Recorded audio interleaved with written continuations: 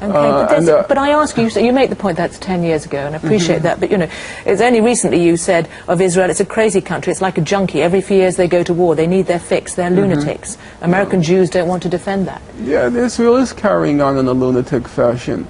I would like to ask you... And Hezbollah, who you went to meet? I would like to ask you, name me another country in the world. 2003, Israel was the cheerleaders for the war in Iraq.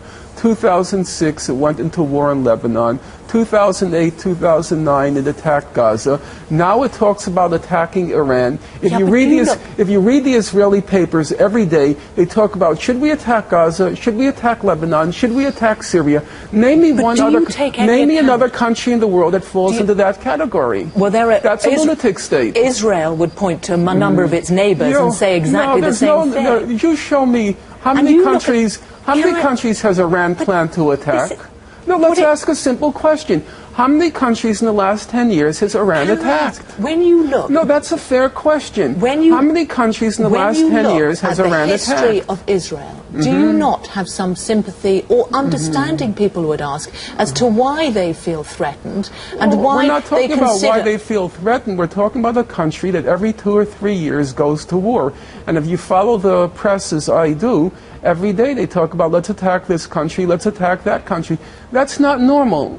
So, and when I call the lunatic state... So why is it that the Israeli people vote in this government that you say is responsible for that? I think it's a regrettable fact. I don't say these things with glee.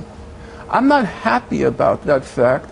As the American economist, the Nobel laureate Paul Krugman, put it in the New York Times last week, he said it's perfectly obvious Israel's headed towards national suicide. It's become a crazy state. And he says it's not good for Jews, it's not good for the world where Israel is headed. And yet it's still seen, of course, as the safe haven, the homeland for the Jews. Well, you have a right to live there, although you're banned.